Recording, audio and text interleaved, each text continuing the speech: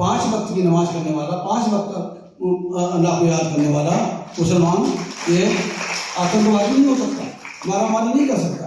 मुस्लिम भाइयों के खिलाफ जो नफरत जानबूझकर फैलाई गई, उस नफरत के शिकार तो मुसलमान हुए और उसको उनको शिकार बनाने में हमारे लोगों का भी कम हाथ नहीं रहा। 140 करोड़ की 135-40 करोड़ की आबादी में लगभग 3 करोड़ ब्राह्मण हैं हमारे यहाँ। उसके बावजूद भी इस शासन सत्ता में, शासन सत्ता के शीर्ष में और शासन सत्ता के होने से शासन प्रशासन में इनका दबदबा हो गया। 4 बार सरकार, पूरे पूर्ण बहुमत की सरकार बनने के बाद में भी हमारी हालत जैसी तस्वीर खासतौर से दर्द होगी, अछूत हो गई।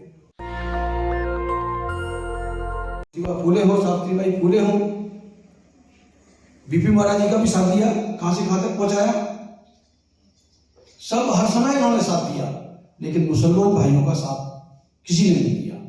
जो नफरत इनके खिलाफ, मुस्लिम भाइयों के खिलाफ जो नफरत जानबूझकर फैलाई गई, उस नफरत के शिकार तो मुसलमान हुए और उसको उनको शिकार बनाने में हमारे लोगों का भी कम हाथ नहीं रहा।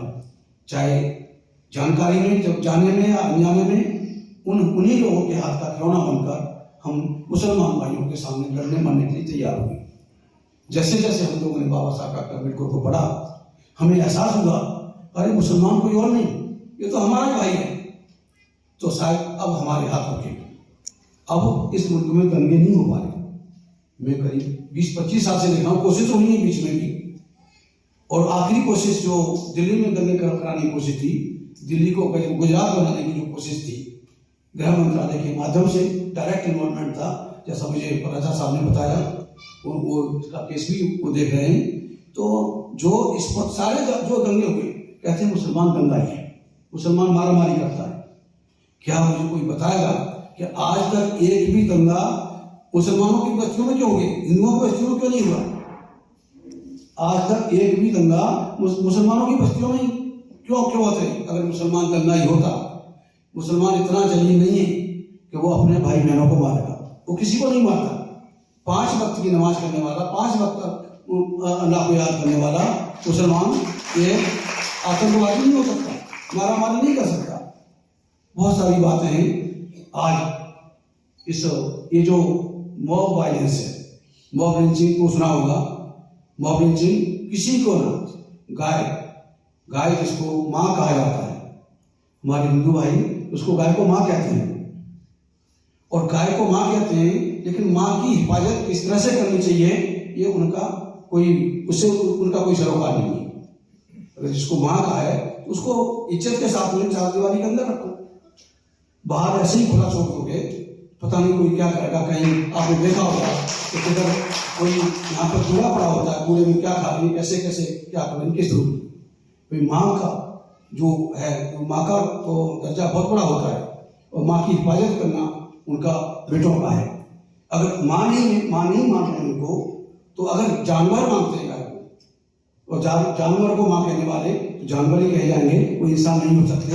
और वही जानवर हरकत मॉब वायलेंस के नाम से होती है। करीब 7,000 से ज्यादा मॉब वायलेंस में हमारे दलित और मुसलमान मारे जा चुके हैं। आपने तुरीना का नाम सुना होगा, 2016 में हुआ, शायद 2016 का कांड है कि वहाँ एक बहुत बड़ा जंगल है।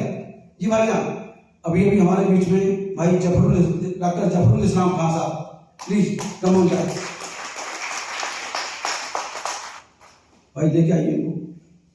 वहाँ गिरी फॉरेस्ट है जूनागढ़ जिले में, और गिर फॉरेस्ट में करीब 1200 बब्बर शेर खुले घूमते हैं। तो वहाँ शेरों ने वहाँ किसी गाय को घायल कर दिया, और घायल होने के बाद में गाय मर गई। दिन निकला तो साथ शेर भागे, तो किसी ने इतना दी कि जहाँ गाय मरी पड़ी है, तो वहाँ से कुछ जो चमार जाति के लोग थे वो उसकी खाल उतार रहे थे, और खाल उतारने पर ही जो काव विजिलेंट है, गौ रक्षक है, वहां पहुंचे, उनको गाड़ी से बांधा और घसीट करके 4-5 किलोमीटर तक तक घसीट के उनको लेके मारती हुए गए। ये सारे आप इसमें नीचे फोटो है, उनमें भी दिखाई दे रहे हो। भाई, मरी हुई गाय की खाल उतारने में अगर आपको एतराज है तो ये काम आप खुद करें, माँ को जैसे उसको दफन करें। तो कोई किसकी औकात होगी तो उसको हाथ लगाएगा। और रही बात मुसलमानों की, चाहे अखलाक का मामला हो, चाहे जुनैद का मामला हो, चाहे और दीगर बहुत सारे लोग, कितने लोग इन्होंने बड़ी बेरहमी से मारे हैं मॉब लिंचिंग के नाम पे। अगर जय श्री राम नहीं बोला तो मार दिया, जय श्री राम नहीं बोला तो उसकी गाड़ी पहुंची। तो ये हो क्या रहा है इस देश में? और मेजोरिटी कम्युनिटी है वो आंखें बंद करके बैठी हुई है। मैं नहीं समझता कि खरगोश की तरह आंखें बंद करने से खतरा टल जाता है। खरगोश की तरह आंखें बंद करने से खतरा नहीं टलता। खरगोश समझता है कि मैंने उसने आंखें बंद कर दी तो शायद खतरा टल जाएगा, लेकिन अगले ही उसमें पल में वो उसका शिकारी करने वाला होता है। और यही हालत हमारे दलित तो इस काबिल नहीं है। जो काबिल है वो घर से बाहर नहीं निकलते, जो लड़ना चाहते हैं वो निकलते हैं बेचारे। लेकिन मुसलमान, इन्हें मैं अपना बड़ा भाई मानता हूँ, वो इतनी जाबाज कौम, जिस कौम ने तकरीबन 800 साल हुकूमत की है इस मुल्क में, जिस कौम ने 800 साल हुकूमत की है, आज उनके चेहरे मोहरे देख के मुझे नहीं लगता कि ये वही कौम है जिसने 800 साल इस मुल्क में हुकूमत की है। ये हुक्मरान कौम, जामाज कौम, जिसको तो इन छोटे भाइयों को साथ में लेकर इनसे मुकाबला करना चाहिए, जालिमों का मुकाबला करना चाहिए। ये आज कैसे खामोशी से बैठे हुए, कैसे, ये तो मुझे लगता है आज इस देश में हालात क्या है क्या नहीं है मैं नहीं जानता, और हालात भी हमारे बनाए हुए हैं। अगर हालातों से मुकाबला शुरू कर दें तो मैं नहीं समझता कि किसी को औकात होगी कि किसी हमारे बहन बेटी या भाई के ऊपर आंख नहीं उठा सकते। ये मॉब लिंचिंग आपने सुना है, कहीं कभी जुनैद खान को मार दिया, कभी ट्रेन में मार दिया, पहलू खान को मार दिया, ऐसे हजारों वाक़या हैं। तो कितने, तकरीबन 7000 के करीब है, आई एम नॉट रॉन्ग, 7000 के करीब मुसलमान भाई कत्ल किए जा चुके हैं। मतलब मार के भीड़ में मार के उनको खत्म कर दिया गया है। ये आखिर ऐसा कब तक हम बर्दाश्त करेंगे, कब तक चलेगा? मैं समझता हूँ ये पुलिस प्रशासन में देश की आज़ादी के बाद ही पंडित जवाहरलाल नेहरू की हुकूमत कायम हुई इस मुल्क में। पंडित जवाहरलाल नेहरू, इंदिरा गांधी जी और जो तमाम जो लोग हैं, आज तक वही लोग सत्ता में पहुंचे, जिन्हें मैं हिंदू माइक्रो माइनॉरिटी कहता हूँ, वो सत्ता में पहुंचे। और सत्ता में होने की वजह से इस देश में ब्राह्मण 2.5% है। 140 करोड़ की, 135-40 करोड़ की आबादी में लगभग 3 करोड़ ब्राह्मण हैं हमारे यहाँ। और उसके बावजूद भी इस शासन सत्ता के शीर्ष में, और शासन सत्ता के होने से शासन प्रशासन में इनका दबदबा हो गया। जो 3.5% जो आबादी है, तकरीबन 78-80% बड़े बड़े ओहदों पर काबिज हुई। किसकी वजह से? पॉलिटिकल पावर की वजह से, पॉलिटिकल पावर इनके हाथ में होने की वजह से। 22.5% आरक्षण SC/ST का इस देश में, थोड़ा वक्त दूंगा मैं, 22.5% SC/ST का रिजर्वेशन है। OBC का 27% होगा, बड़ी जद्दोजहद के बाद उसमें भी क्रीमी लेकर सिद्धांत लगा के उसको वापस ले लिया। इस तरह से 49.5% पर रिजर्वेशन हो गया इस देश में। 50.5% जो पोस्टें हैं बाकी बची हुई जनरल के नाम पे, वो कहाँ जा रही है? ठाकुर आज भी अपनी ठसक में वो नौकरी नहीं करता, बढ़िया अपना व्यापार में मस्त है। तो वो तकरीबन 78-80% आज भी बड़े बड़े ओहदों पर दफ्तरों में हमारे ब्राह्मण भाई काबिज हैं। कैसे? ये शासन तत्व की वजह से, लेकिन कॉन्स्टिट्यूशन की वजह से, संविधान को, इसके संविधान की वजह से, या देश में डेमोक्रेसी की वजह से हुकूमत मेजोरिटी की होनी चाहिए, जिसकी ज़्यादा वोट हो उनकी होनी चाहिए। लेकिन ऐसा नहीं हुआ। हम लोग कोशिश में हैं कि जब तक हम इसमें पॉलिटिकल एम्पावरमेंट हम लोगों का नहीं होगा, खासतौर से दलित और मुसलमानों का, इस मुल्क के पसमानदा लोगों का, इस देश के मूल्यवासियों का, तब तक शायद कुछ होने वाला नहीं है। और जब तक पॉलिटिकल एम्पावरमेंट हासिल करने के लिए हम अलग अलग मोर्चे अपने संभाले हुए हैं, और हम अलग अलग छत्र बने हुए हैं कि हम शायद इनको पछाड़ देंगे या हम अपने इस मुल्क की हालत को बचा लेंगे, ऐसा मुझे नहीं लगता।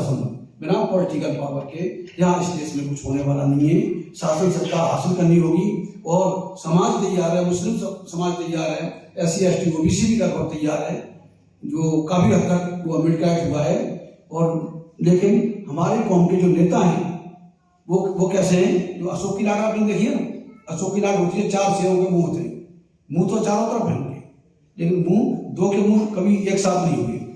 हम चाहे हमारे पास हल्दी की गांठ नहीं है, लेकिन हम अपने आप को सबसे बड़ा पंसारी मानते हैं। ये हमारे नेताओं की ये बहुत बड़ी गलतफहमी है। नेताओं की गलतफहमी है कि हम हल्दी की गांठ हमारे पास नहीं है, लेकिन हम बहुत बड़ा पंसारी, बहुत बड़ा लीडर मानते हैं कि शायद हम इस मुल्क की हुक्मरानी हासिल करके हम एक ही आदमी सब कुछ कर लेगा। बहुत सारे लोग हैं।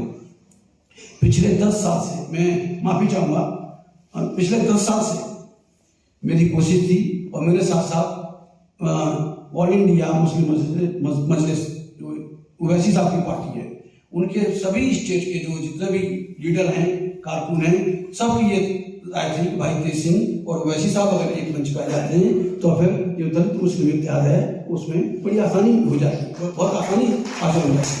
पिछले 10 साल से कोशिश हो रही है, बराबर हम लोग कोशिश कर रहे हैं। मैंने भी कोशिश की, पर्सनल कोशिश की, सोशल मीडिया के माध्यम से भी मैंने कोशिश की, लेकिन ओवैसी साहब ने आज तक मुझे मिलने का टाइम नहीं दिया। कल को लोग कहेंगे कि भाई बीजेपी को हराना है तो साथ आ जाना चाहिए। अभी एक मौलाना साहब का फोन आया पिछले हफ्ते, बोले कि जी आप ऐसा है कि हम चाहते हैं कि ओवैसी जी और आप इकट्ठे हो जाए। ये तो मैं भी चाहता हूँ, मैं भी इस बात को चाहता हूँ, लेकिन ये कंप्लीट पता नहीं कब आप ओवैसी साहब से मिलवा रहे हैं। बोले साहब ओवैसी साहब से मिलने से पहले हम चाहते हैं कि शौकत अली साहब जो सदर हैं उनके, कि आप वो और आप मिलकर सीटों का आप तय कर लें। मैंने कहा भाई मुझे एक भी सीट नहीं चाहिए, ओवैसी साहब मुझे इस्तेमाल कर लें, मैं उनके साथ खड़ा हो जाऊंगा बिना कोई सीट के। मुझे सीट नहीं चाहिए, अल्लाह के वास्ते ओवैसी साहब को और मुझे एक साथ बिठा दो, मीडिया के सामने बिठा दो, बाकी वोट नहीं मांगना पड़ेगा।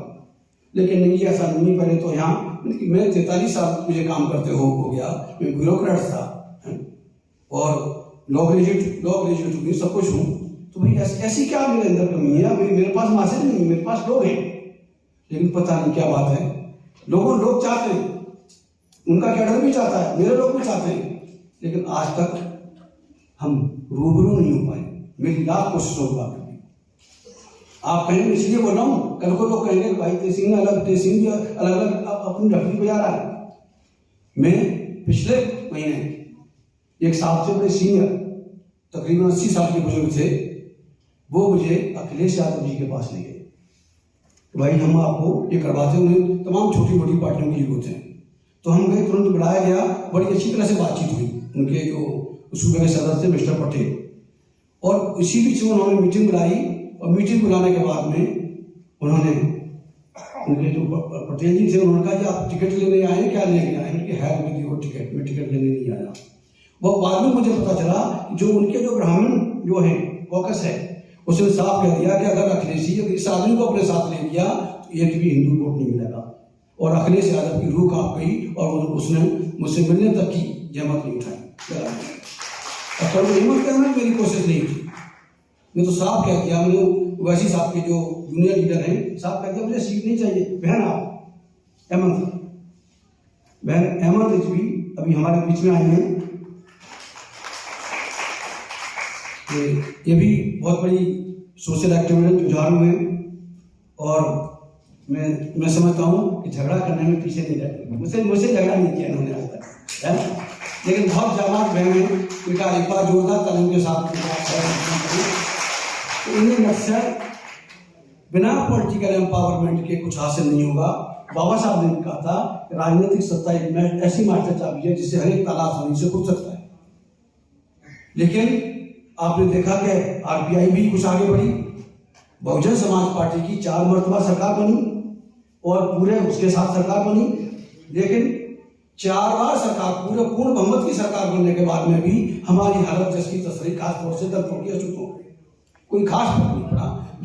जो मुकाम हमें हासिल होना चाहिए था सत्ता पर, काशीराम जी कहा करते थे जिसका राजा होता है उस कौम को कुछ मांगना नहीं पड़ता, जिस कौम का राजा होता है उस कौम को मांगना नहीं पड़ता। तो हमने हंसी खुशी हमने इसको बैगलाया जी को अपना राजा बना लिया, लेकिन क्या हुआ कि वो कहते हैं कि माँ मरी धी को धी मरी धी हो। जिस कौम ने उसको वहां तक पहुंचाया, उस मुकाम पर पहुंचाया, लेकिन कहां से सतीश मिश्रा की सोशल इंजीनियरिंग आई और सारा सब कुछ छीन के हमसे वो सोशल इंजीनियरिंग सतीश मिश्रा जी की हमसे ले गई, हमें बिल्कुल के बाहर कर दिया, उससे कुछ हासिल नहीं हुआ। और मैं बराबर समझाता रहा कि भाई ये इस तरह से, और बाबा ये क्यों नहीं हासिल हुआ। और तमाम चाहे रामविलास पासवान हो और भी कोई लीडर रहे हो, मैं किसी को कोई मुखालफत या मैं बुराई नहीं कर रहा हूँ, इसको उस नजरिए से न देखें। ये क्यों हमको कुछ हासिल नहीं हुआ, बड़े बड़े नेता हुए। हाँ, मैं बाबू जगजी राम की फिर भी मैं आज मरहूम बाबूजी की मैं तारीफ इसलिए करूंगा कि जिस भी डिपार्टमेंट में रहे उन्होंने वहाँ ये SC/ST का कोटा पूरा किया। मैं उनका आज भी तहे दिल से उनको सलाम करता हूँ कि हमारे बीच में नहीं, वो हमें हमारे लिए बहुत कुछ करके गए। लेकिन बाकी के लोगों ने क्या किया, वो जो हमें हासिल होना चाहिए, 3.5 लाख बैकलॉग था SC/ST का, उसमें जिस समय मायावती जी पूर्ण बहुमत के साथ मुख्यमंत्री थी, 3.5 लाख का किशन सिंह जी, और 3.5 लाख को भर सकती थी, लेकिन उस भली औरत को सिर्फ झाड़ू लगाने की नौकरी दिखाई दी और झाड़ू दे दिया, चमारों के हाथ में झाड़ू दे दिया। मतलब ऊपर न चले जाएंगे और कुछ न हासिल हो जाए, एक नीचे आ जाओ। चमार की ये फितरत है, इतना अकड़ू होता है कि एक तो आपको भीख मांगता हुआ नहीं मिलेगा और दूसरा कोई सफाई के काम में नहीं मिलेगा। लेकिन आपकी बहन, तथाकथित बहन मायावती ने कटोरा भी हाथ में दे दिया हमारे बच्चों के हाथ में और झाड़ू भी हाथ में दे दिया, और फिर भी हम ताली बजाते रहे कितने, तकरीबन 25 साल तक। तो हम बहुत अच्छा कर रही है। नेशनल दस्तक की आपसे गुजारिश है कि अगर इसको बचाना चाहते हैं तो नेशनल दस्तक को सब्सक्राइब करने के लिए रेड कलर के सब्सक्राइब बटन को दबाएं, फिर बेल आइकन की घंटी दबाएं। नेशनल दस्तक को बचाने के लिए बहुत जरूरी है